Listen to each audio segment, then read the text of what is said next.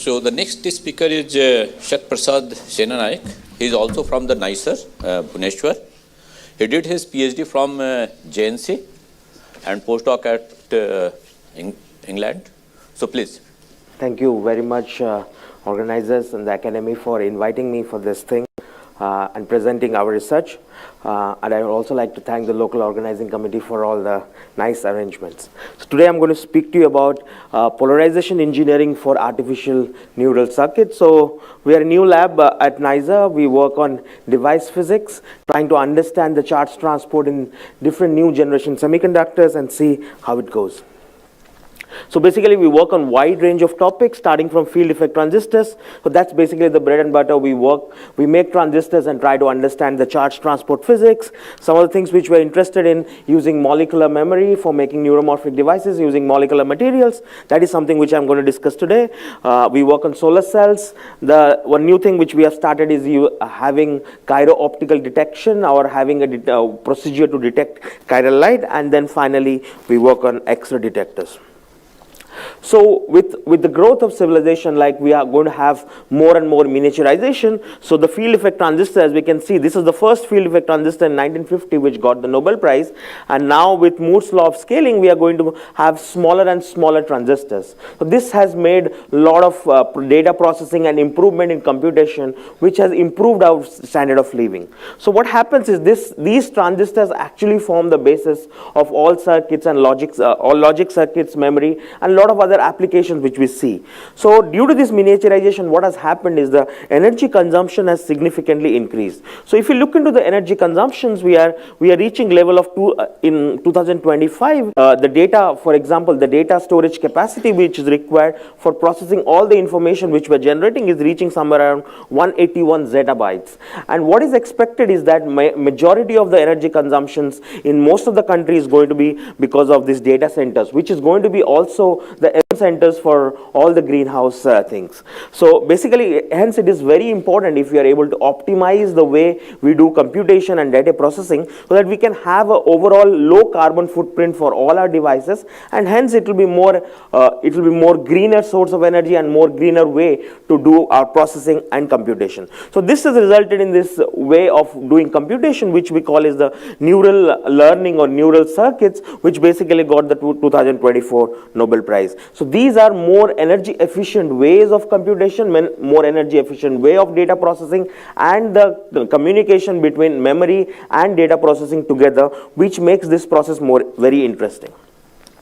So what happens in a typical CPU is, in a typical CPU, it is a sequential processing. The processing happens sequentially, and more importantly, the memory and data processing are way separate. So this increases the time of processing, and it is more energy intensive. However, in a typical human brain, the process of memory as well as data processing are clubbed somehow together, and moreover, the processing happens parallelly. If you compare how is the energy consumption typically, and if you compare typically our cloud computing and the neuromorphic computing, in a typical cloud computing, most of our data which we need, or most of our memory requirements, or most of the processing which we do and which we send to the cloud, it actually takes up around 70% of the total energy consumption. And if you are able to minimize this process by clubbing the processing and the memory together, then obviously we are going to save a lot of energy, which will be in long term is going to be very, very helpful for us.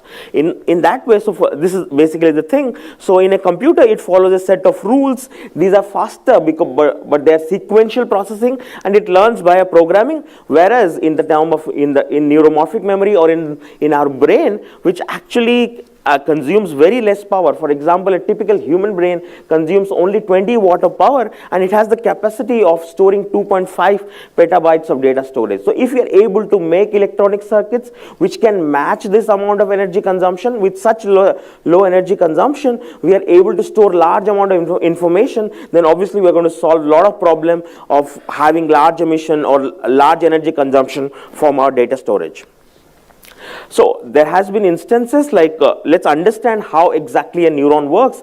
There are experts who know maybe better than me. So, but what happens in a typical neuron is we are actually having a movement of ions. So this change in these movements of ion actually changes the conductance and consequently the potential in the neurons, which results in particular conductance states. And we are trying to emulate if we are able to change the conductance state periodically or sequentially, which will give multiple state of memory. For example, in a typical transistor, we will have two states of memory corresponding to the off state and the on state. But in these cases, in the neuronal memory, by different level of conductance states, we will be able to have multiple bits of memory in a particular device or in a single device. So can we demonstrate these type of systems, or can we demonstrate such a property in a typical device, and we can emulate in a typical device and see how it goes forward in a technology.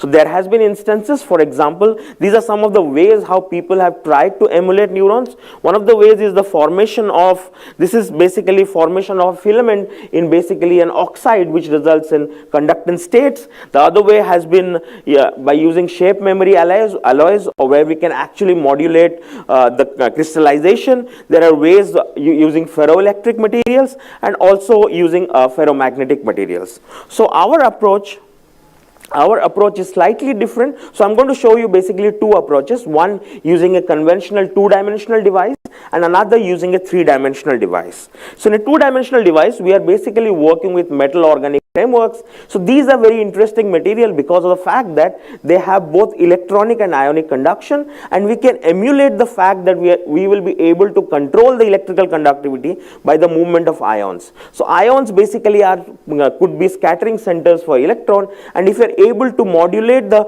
electrical scattering or electronic scattering by the modulation of ionic conductivity, we can have different resistance states. So what we observed in these devices, in these materials, so this is a very simple simple synthesis where we mix two salts and we reach a particular material, which actually interestingly forms networks, whether it's a one-dimensional network or two-dimensional networks. So we measure the IV conductivity using a two-terminal lateral device, and what we see is that we are able to have, or we are able to tune the hysteresis in these devices by changing the way we do the scanning of the voltage, which means that we are this is the first signature that we are able to tune the electrical conductivity, because what we are measuring is the electrical conductivity, and we are able to tune the electrical conductivity by the way we do the measurement, which means that possibly we are doing something with the ions and we are modulating the scattering center. So this is a typical method where we actually estimated the electrical and ionic conductivity. What we do is typical Ohm's law, where we reach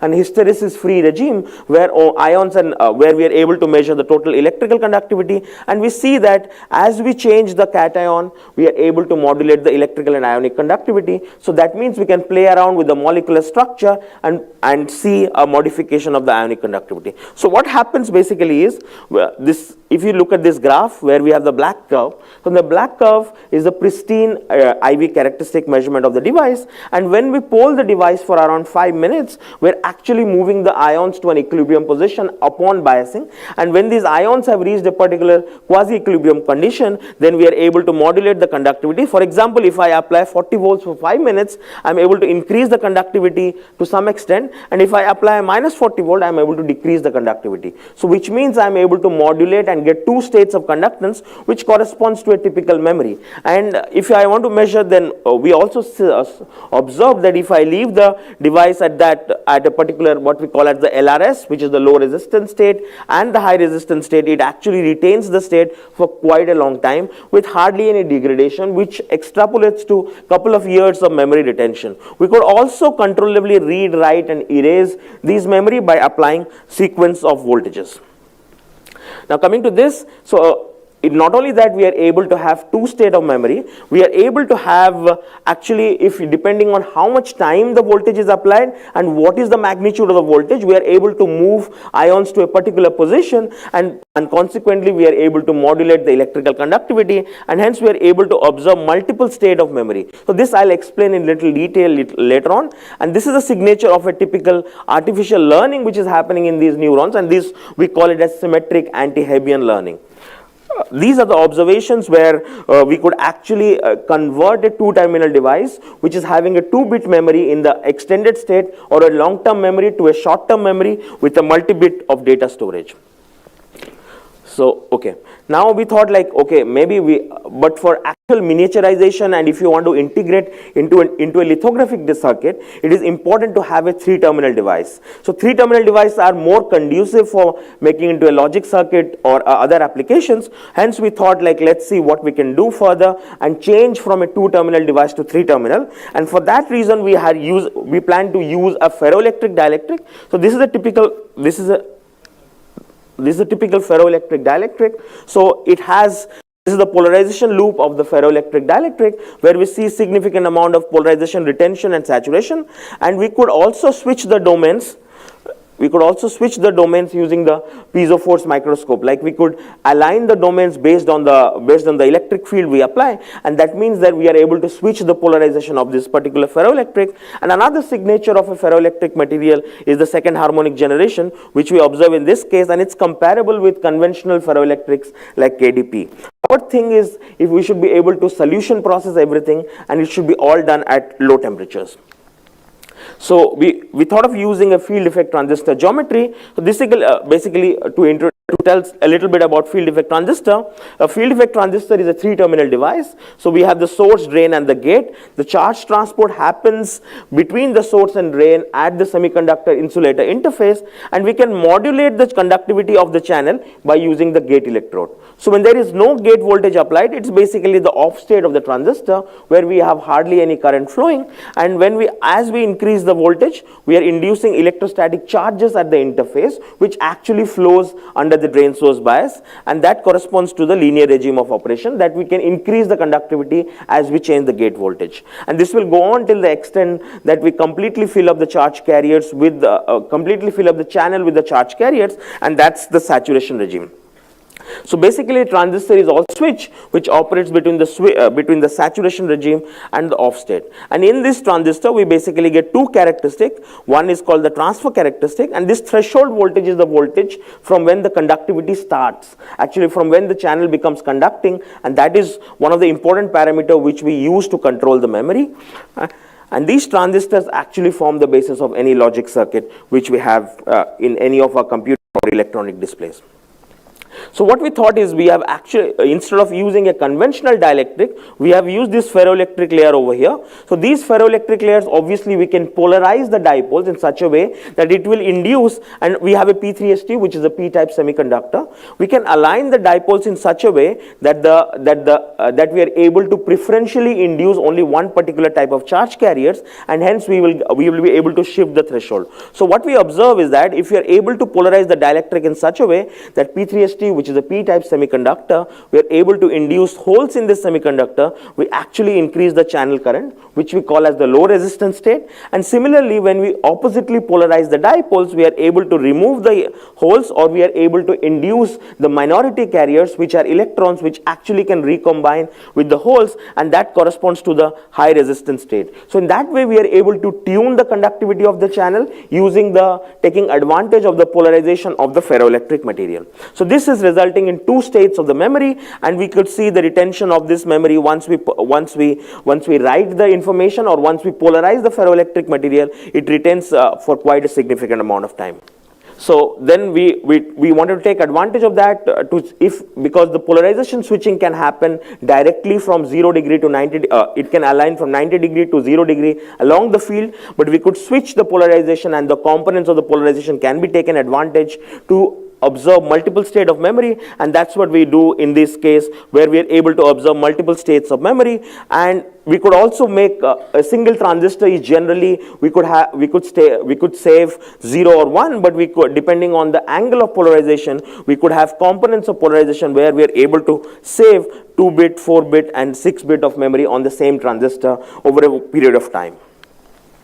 So after that we wanted to use this for observing something what we call as the reservoir computing. So in a when we have a typical pattern recognition, what we do is the system does not learn from the previous observation in a typical computer. But however, in these devices, as we keep on polarizing the system, the polarization of the ferroelectric changes, and that's where the system learns from the previous observation, or sequentially it learns from the previous observation, and thereby it improves the accuracy of the pattern recognition. So we have used it to for recognition of different alphabets, of almost all the alphabets, and we observe that in comparison to conventional computers, which has an accuracy of 57%, we are able to increase the accuracy quite a bit because of this reservoir computing, where we are able to improve the learning based on the previous observation. So So what we could is that if you are able to integrate modern computing with neural circuits, it will be a game changer, because we will be able to improve on the data processing and memory together in a same device, and this will go to a large extent in going beyond the Moore's law of scaling, while we are using a relatively low amount of energies. And to put in perspective, in these devices, if you can see, the currents are in the order of nanoamperes, and we still observe distinctive states, up to 50 states of memory in a particular device, so which will correspond to an energy consumption in the order of nanojoules. In comparison, conventional computers, conventional transistors will use energies in the order of millijoules. Hence, these are at least 10 to the power 6 times better in terms of energy consumption. And if you are able to really integrate these neural circuits into modern computation, then it's going to be a game changer in terms of new technologies. So I'd like to acknowledge the two of my chemistry friends who actually helped in synthesizing these molecules, and my students and the funding agencies. The work is mainly contributed by these 4 students who have worked on this, and thank you very much for your time. Yeah, very interesting. For this ionic conductivity, did you measure the transport number of the ions? We could estimate the number of ions which is moving, which is there. But no, the total transport number should be 1. So if it is an anion or cation, the reason is SbF5 along with one more F, SbF6 minus. Yes. So these are complex ions where mobility will be very small. Yes. If you can estimate, because then the total conductivity, ionic and electronic, you can separate out. Yes. We actually have separated the ionic and electronic conductivity. So as we increase the scan rate, then ions will not be able to follow the voltage scan, and that time the measurement is basically electronic. So that's how we have separated. But if you want to have a modulation of the electrical conductivity by the ions, then we need to be in the intermediate regime, where sure, ions also move and they act as scattering center for the electrons. 0.8, 0.6 transport number can be estimated. That would be useful. Yes. Similarly, your IV shows a memristor behavior. Do you analyze it? It's actually a memristor. I didn't want to tell it as a memristor. I know. Okay, good. Yeah, regarding the metal organic framework, yes, the ion movement, what is the nature of ion movement? Yes. Is it a diffusion, simple diffusion, or by some other ways? It's actually, so we have a bias applied, and so what is happening when we make this structure in a thin film, we have vacancies which get created during the formation of thin film. So these ions effectively hop through the vacancies. So that is the basic mode of ionic conduction, and the electrons are moving through the metal-metal bonding. So that's how. So the mechanism of the electronic transport should be quite different from the... Yes. Mechanism of electronic transport is because we have silver bond. So it happens through the silver bond, but the mechanism of ionic motion happens through the vacancies which get created when we make the thin film. Yeah. But how is it related to the structure, metal organic framework structure? So if we go into the detail of this, I'll try to. So we have compared both a 1D structure and a 2D structure. So in 1D structure, we see that the ionic conductivity are really low, and consequently the electronic conductivities are also low. But in the 2D structure, we have more area for movement, or more geometrical area for movement. I think. So if we see, this is a 2D structure. So I do not have the photograph of the 1D structure. So if we compare the ionic conductivity, so when we compare this MCP, ACP, as we change the cation and as we change the organic group and the anion, we are able to tune the dimensionality of the conductivity, and that's how when we go to a one-dimensional, it's more defect prone compared to a two-dimensional structure. Okay. But have you any mechanism to determine the dimension of the structure? Conduction process. So actually, if we do a temperature dependent and then you fit the conductivity to the temperature, then we can estimate the dimensionality of the transport. Yeah. Excuse me. Yeah. How the electronic properties of the organic framework what role it plays in this case? So in this case, so what is specifically happening? So MCP and ACP are the two organic frameworks, right? Yes. So by tuning the MCP and ACP, we're actually tuning the dimensionality from one dimensional to two dimensional. Yeah. So having a two-dimensional transport is more better in terms of having larger current numbers. So if you have a larger current number, then we can include more states of memory in between. So if the off state is like 1 picoampere and the on state is 1 nanoampere, we will be able to, let's say, put 100 states. If we are increasing it to 100 nanoampere, we'll be able to put more number of memory states in between. So that's the advantage when we go towards, but we should not increase it significantly like a 3D structure where the currents will also go up significantly and then the power consumption also goes up. So we need to play around and optimize it to reach a sweet spot. Thank you. Yeah. I'm just curious. I mean, I'm not in the field. Yesterday we heard talk about the AI. So I wonder, what if I use AI here, what happens? So actually AI, if I directly use the AI, the accuracy of the pattern recognition is 99.9%. It's like almost 100%. If I use the AI, but take the data from the modern computer. So what we want to do is we take the data from my device and use it from pattern recognition. Then we are lower than the pure AI where they use the modern computers. That is 99.9. Our thing is around 72% or something. No, but if that is so, then why not adopt AI? Why? No, the problem is the problem is when we are using the modern computers, the processing and memory is independent. So most of the energy consumption happens because we are sending our data from the computer to the cloud, and that's energy intensive. Most of our computing, which does not really require high performance, because what we do in our laptop does not require really high intensive computation, but it actually energy consumption is mainly data transfer between the computer to the cloud. So if you are able to and that constitutes around 70%. There is one review which came recently. They have calculated the number that constitutes around 70%. So if you are able to minimize this number by somehow clubbing memory and data processing together in a single chip, then it will be much more energy efficient for the overall computational power consumption. That's basically this thing. Now there is a big talk about these quantum computers coming and so on. So how is that going to? So neuromorphic. So when we talk about any quantum computers, we'll actually be using these neuromorphic systems inside them because that's also in terms of energy budgeting. But neuromorphic computers are going to be eventually part of the quantum computers, but the way of working of some of the aspects of quantum computers are different. They are going to use the quantum states, for example, whether it is spin or whether it is small molecules or atoms trapped in gases. So the way of working is slightly different, but some of the components of neuromorphic computing will be used in quantum computers. Thank you. May I? A quick question. Thanks, Mr. Chairman, for allowing me to plead my ignorance. Fascinating lecture, Satyaprasad. Which way your research is going to enhance our understanding on neurological disorder, knowing fully well that an average humans have 86 billion neurons, and circuit of the neurons in the human brain tend to change because it is highly dynamic entity. Yes. Could you comment, because our chairman has said no time, so brief comment from your side. I'll appreciate that. Yeah. And I thank you in advance. Yeah, thank you. Thank you for the question. I'm not an expert in everything, but then what I understand is these are the demonstration of one neuron's functionality. So one of the big challenge for us is if you are able to integrate these, so typically a chip, a normal chip has 10 to the power 7 or 10 to the power 9 transistors. But if you are able to have that level of integration with each device is one neuron.